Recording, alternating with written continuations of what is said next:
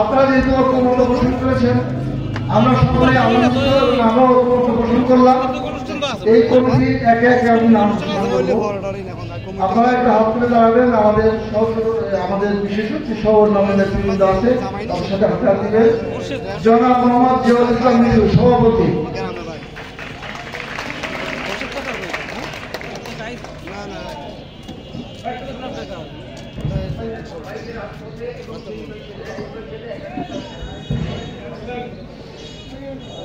জনাব মোহাম্মদ সোহাগ চৌধুরী, সিনিয়র সভাপতি।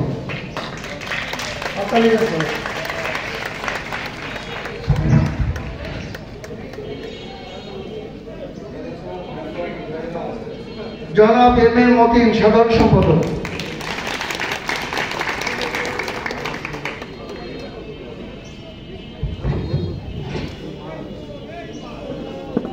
জনাব মোহাম্মদ কাজী শওকত কাজী, যুগ্ম সম্পাদক।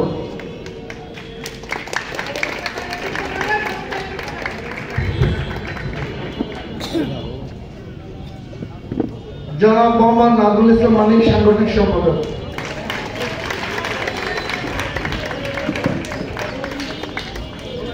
নতুন নেতৃত্বকে অভিনন্দন। আমাদের আজকের এই পর্যায়ের সভাপতি যে ঘোষণা দিলেন, আপনাদের বাগেরহাট জেলা কৃষক দলের আহ্বায়ক, আপনারা আগামী 10 দিনের ভিতরে এই কমিটি পূর্ণাঙ্গ করে, আমরা বিশ্বাস করি আমাদের 23 তারিখে যে প্রোগ্রাম হবে, 22 এবং 23 তারিখে ঢাকাতে জাতীয় কৃষক সমাবেশ হবে। আমরা বিশ্বাস করি আপনাদের নেতৃত্বে সকল কৃষক নেতৃবৃন্দ আপনারা ঢাকায় উপস্থিত হবেন। আপনাদের শুভকামনা করে, আপনাদের সকলের মঙ্গল কামনা করে, এই মঙ্গলার মানুষের সকলের শুভকামনা করে আমরা শেষ করছি। আজকের সভার সভাপতি এখন শেষ করব। আজকে একটি সুন্দর পৌর কৃষক দলের যে সম্মেলন আমরা দেখলাম, আমরা উপভোগ করলাম। একটি সুন্দর সম্মেলন, সফল সম্মেলন।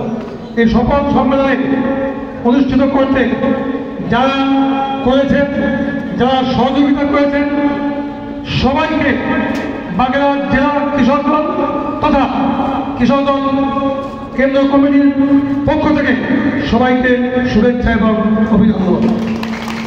আপনাদের আজকে তারা আপনাদের সবার সমর্থনে নির্বাচিত হয়েছেন, এদের জন্য শুভকামনা। আপনারা এখানে সারাদিন আমাদের সাথে থেকে অনুষ্ঠানকে সহযোগিতা করলেন, আপনাদের সবার জন্য শুভকামনা, ধন্যবাদ। আজকের এই অনুষ্ঠানে আমি সফল সমাপ্তি ঘোষণা করছি। খোদা হাফেজ। বাংলাদেশ জিন্দাবাদ। শহীদ জিয়া অমর হোক, খালেদা জিয়া সুস্থ হোক। আমাদের আগামী দিনে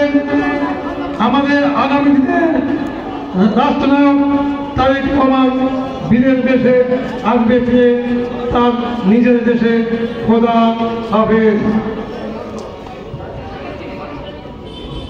আচ্ছা, আমরা অবশ্য থাকবো না, কিন্তু আয়োজক কমিটি এই অনুষ্ঠান শেষে সন্ধ্যার পরে তৃতীয় পর্বে একটি সাংস্কৃতিক অনুষ্ঠানের আয়োজন করেছে। আপনারা সবাই ধৈর্য ধরে সুন্দরভাবে অনুষ্ঠান উপভোগ করেন। এই ধন্যবাদ।